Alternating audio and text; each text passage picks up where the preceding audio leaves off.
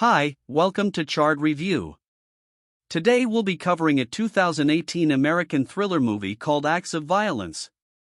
As the movie begins, we see the McGregor brothers living together in Cleveland. Declan, the eldest one, is a divorcee, the middle one is Brandon, who is happily married to Jessa, and the youngest Roman is engaged to his childhood sweetheart. Mia has grown up together with them, and the elder brothers consider her to be their little sister. Declan and Brandon have served in the military and have made their contribution of the country while Roman is working in the emergency medical service. But because of his past trauma, Declan frequently visits psychiatrist to seek professional help. He's also quite hot-headed, and due to this he hurts people around him. A few days before the wedding, Mia picks up Roman and drives to the McGregor's house. After dinner, Brandon and Jessa give the couple airfare for their honeymoon as their wedding gift. Declan shows up only at the end of the day and congratulates Mia, but he cannot guarantee his presence at the main wedding event nevertheless. They unintentionally hurt Mia despite her efforts to approach him. Later on, Declan apologizes to Mia via text. That night, Roman goes to a strip club with his brother to celebrate his last few days of singlehood. Soon enough, Brandon sends him off with a bunch of strippers. Meanwhile, Mia is also out with her friends, enjoying her bachelorette party. There, Vince and Frank lay eyes on her and approached Mia and her friends. Even though Harley, one of Mia's friends, lets them join in. Mia asks them to leave immediately. When Vince tries to kiss her, she slaps him and this provokes the guys. Right? At that moment, Mia leaves the club. Then she calls Roman, but couldn't get through. Just when she's leaving him a voice message, Frank forcibly pulls her into the van and drives off at the stripper club. Roman could no longer withstand the strippers hovering over him, so he gets out of the room and makes his way to the restroom. He checks his phone and sees a voicemail from Mia. He listens to her incomplete voice message and immediately dials her number, but the call gets directed to a voicemail. Immediately, he checks her GPS location. Meanwhile, Brandon thinks that Roman is overreacting. As they drive to Mia's location, Roman contacts Declan next. The McGregor brothers arrive at the shown location and are in the standby position. Declan carefully listens to Mia's voice message and hears her scream at the end. Finally, after being certain that Mia has been abducted, he tells Brandon to prep his gun and calls 911 to report their situation. As soon as they see a group of people coming out of the house holding a lady, all three charge towards them. Unfortunately, the girl is not Mia. Therefore ordering his brothers to watch over. Declan makes his way into the house. Despite searching the entire house, he couldn't find Mia. However, he does rescue a few girls who were held captive there. By then, the police arrive and take all of them to the station, including the rescued girls. The next morning in the station we see Detective James Avery in charge of Mia's case. James himself has been working on human trafficking cases for a couple of years. Just recently, he and his team raided a building and found the body of a dead girl. James assures Brandon to do everything within his power to find her. Being scornful, Brandon questions James about his immediate plans of action to find his sister. Calmly, James tries to explain to him that official procedures take time. He also asked that the traffickers switch their victim holding location all the time, which makes their job arduous. Furthermore, James points out that their law-breaking activities from last night and tells them to let them do their job back home. Roman is totally devastated. And his older brothers are discussing what to do next. Brandon wants to let the police handle the case, whereas Declan does not want to sit idly relying on the police and suggests finding her themselves. Similarly, Roman is also ready to do whatever it takes to bring her back. A few days later, police have the toxicology report of the dead girl. The report shows traces of carfentanil, which is a synthetic tranquilizer used for large animals, even though this drug is not meant for human use. The doctor informs James and Brooke that there have been Quite a few carfentanil cases in recent weeks, and most importantly, they retrieve a small GPS tracker embedded in the girl's hand. Consequently, Max Livington's name pops up while tracking the influx of carfentanil into the city. James is baffled to hear this name since he's been trying to catch Max for 2 years but is still unable to gather concrete evidence. He then goes to a superior and reports about Max Livington. Moreover, he presents a small packet of carfentanil in briefs, these drugs being found in the bodies of 10 of the recovered trafficking victims. Soon enough, his superior shows his commitment to helping him. One afternoon, Haley is startled on finding Roman and his brothers. Inside her apartment, they notice visible traces of physical assaults on her body.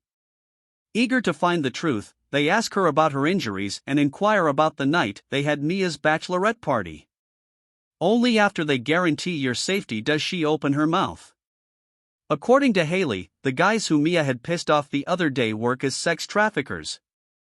Firstly, they lure the broken girls who have nowhere to stay, pamper them with luxuries, and make them addicted to drugs. But before those girls could realize their trap, the two guys hint in the girls to their client. Declan promises to punish those guys if she helps them with their plan. With that, she shows them their photos and tips off the bar where they can find them. Somewhere Mia wakes up with a heavy mind and cries out for help. It turns out they brought her to a warehouse hideout where they operate their drug-related business. Later on, Vince and Frank come inside her room and try to harass her. She manages to kick Frank and bite fence and make her way past the passage, only to get caught by Max. Following Mia, Frank and Vince arrive in front of Max looking at a new face. Max asked them where they got her, and upon knowing that they picked her up from a local club, he rebukes them. He's infuriated at them for having the audacity to grab a girl from a public place just when police are at his tail and are raiding his lairs constantly. Hence he orders his men to shoot them. When they beg him to spare their lives, he instead makes Mia Judith Frank. The death of Frank serves as a clear warning for Vince. Max then orders him to dump Mia off in Vegas.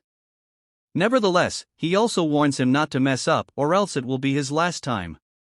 On the other hand, Declan and Brandon begin training their little brother to save Mia.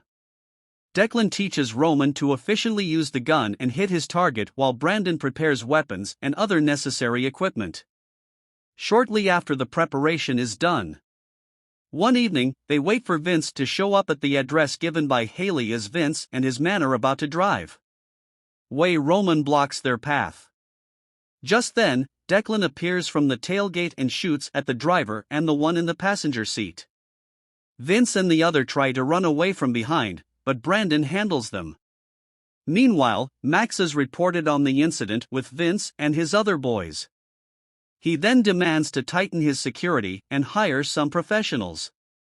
Moreover, he orders his subordinate to find the one responsible and handle them immediately.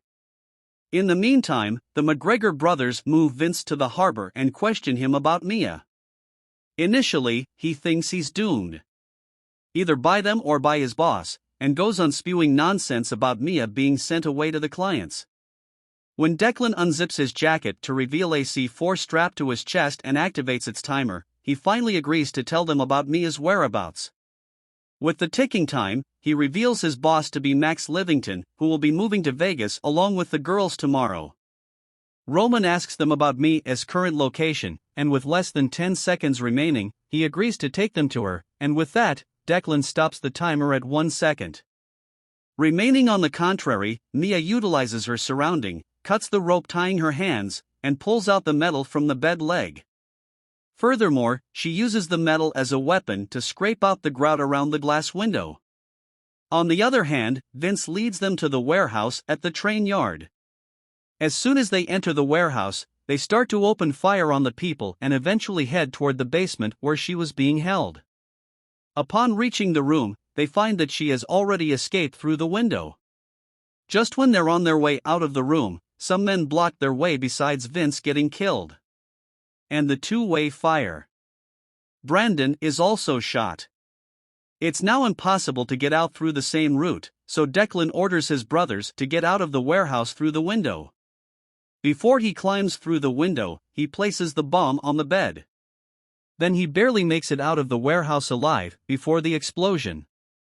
Still in the train yard, Mia sees a jeep and stops it. She barges in and tells the man that she's been kidnapped. The man assures her to take her to the police station and offers her a coat and a pair of boots. But before they could make it out of the train yard, Max's men have.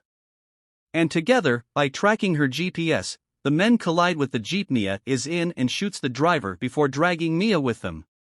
At the police station, James receives a phone call ordering him to take his hands out of the human trafficking case, all thanks to the existing corruption and the higher-ups of the police department. Apparently, Max has made some deals with the FBI and DEA at the same time. Brooke comes to report to James about the attack on Max's men outside the bar. When she discreetly asks him if he's been helping them, Brooke implies that he wishes he was. Then he orders her to find them before some other officers do. After getting out of the train yard, instead of going to the hospital, the brothers rushed back home only to find the messed up house and Jesse's cold body. Brandon breaks down into tears at the sight of his dead wife. Soon after, police sent an ambulance come to their house.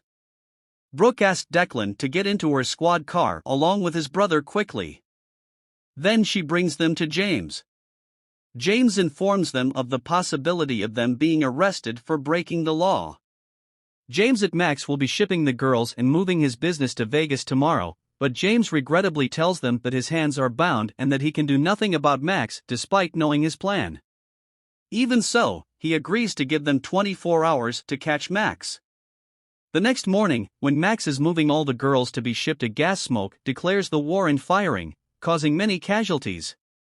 In the meantime, inside the shipping container, Mia kicks the box open from the inside and encourages other girls to do the same a while. Later, Roman and Brandon open the shipping container and along with Mia, all the other girls come out on Declan's cue. James and Brooke, disguised in a mask, enter with a van and rescue the victims. A certain distance from the steel yard, James and the brothers go their separate way. On the way, Declan cut open Mia's hand to take the tracker. Out back home, we see that Mia is traumatized by all the recent events. That night, they light the candles in remembrance of Jessa. Afterward, Declan acknowledges breaking the law in order to save her and calmly explains that they're going to be arrested, but the detective they've been working with will try to reduce their sentence. However, the one to come by their house late at night is not the detective they've been expecting. They're suddenly attacked by firing bullets. They do all they could, but still Brandon dies after getting shot and Roman sustains serious injuries. The next morning the police come and arrest them. James can do nothing for them except watching them being taken away that very day. He resigns from his post and hunts down Max and this time shoots him to death. A few years have passed and we see the McGregor families together, living happily with little Brandon, the son of Mia and Roman. Please leave it in the comments below, and if you like the video, please like and subscribe for more movie reviews. Thank you for watching.